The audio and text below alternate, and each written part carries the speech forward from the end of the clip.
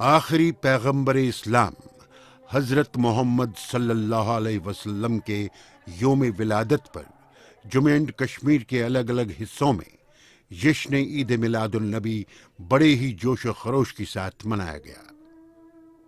تقریب سے خطاب کرتے ہوئے علماء کرام نے کہا کہ حضرت محمد صلی اللہ علیہ وسلم کا بچپن، جوانی اور بڑھاپا، یعنی آپ صلی اللہ علیہ وسلم کی مکمل زندگی عوام کے لیے بہترین نمونہ ہے۔ رسول اکرم صلی اللہ علیہ وسلم دنیا کو جہالت کے اندھیرے سے نکال کر روشنی کی طرف گامزن کرنے کے لیے مبعوث ہوئے تھے۔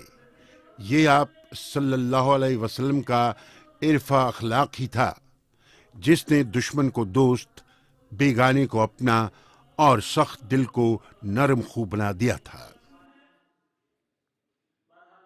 یہ تو آج حضور اکرم صلی اللہ علیہ وسلم کی پیدائش کا دن ہے، اور آج کا دن اس دن سے ہے کہ یہاں انسانیت کا ایک درس دینے والا ایک وہ سی پیدا ہوئی جس نے کہ ملک کے پورے دنیا کے اندر روشنی لائی، اور وہ کہتے ہیں آ گیا وہ نور والا جس کا سارا نور ہے، اندر نور باہر نور، کوچا کوچا نور ہے، اور یہاں درس انسانیت دی، اور اس کی یاد میں آج سرکار دو عالم صلی اللہ علیہ وسلم کی پیدائش ہے۔ اس کی خوشی میں سارے لوگ اس یاد میں منانے کے لیے یہاں اکٹھے ہوئے۔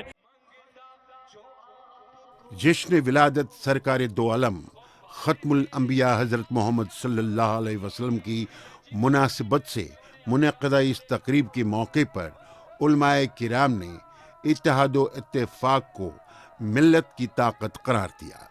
اس کے لیے انہوں نے مسل کی تفریق سے اوپر اٹھ کر صرف اور صرف رسول اکرم کی سیرت طیبہ کو اپنانے پر زور دیا تاکہ ہم دنیا کے سامنے حضور پاک کے پیغام رحمت کا عملی نمونہ پیش کر سکیں۔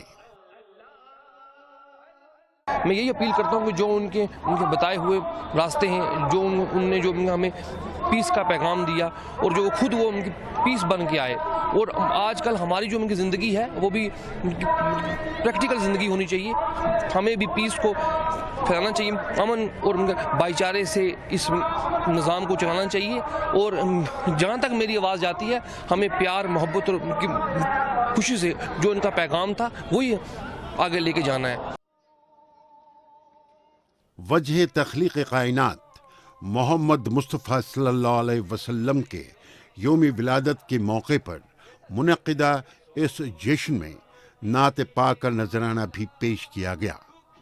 نعت خوانی کے ذریعے سیرت نبوی کے ساتھ ساتھ ذکر مدح صاحبہ بھی خوب رہا۔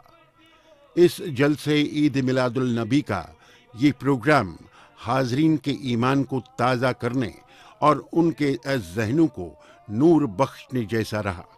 وہیں دوسری طرف گرو نانک دیو جی کے 550ویں پرکاش اتسو پر کٹھوا میں نگر کیرتن کا اہتمام کیا گیا، جہاں ہزاروں کی تعداد میں پہنچے سنگت نے گرو نانک کے پیغام امن اور بھائی چارے کو عام کیا۔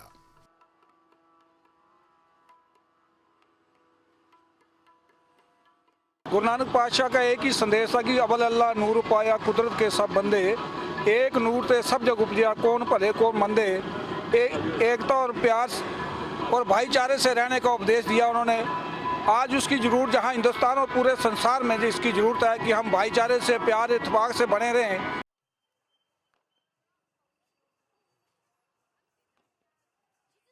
اول اللہ نور اپایا قدرت دے سب بندے، ایک نور تے سب جگ اپجا کون بھلے کون مندے۔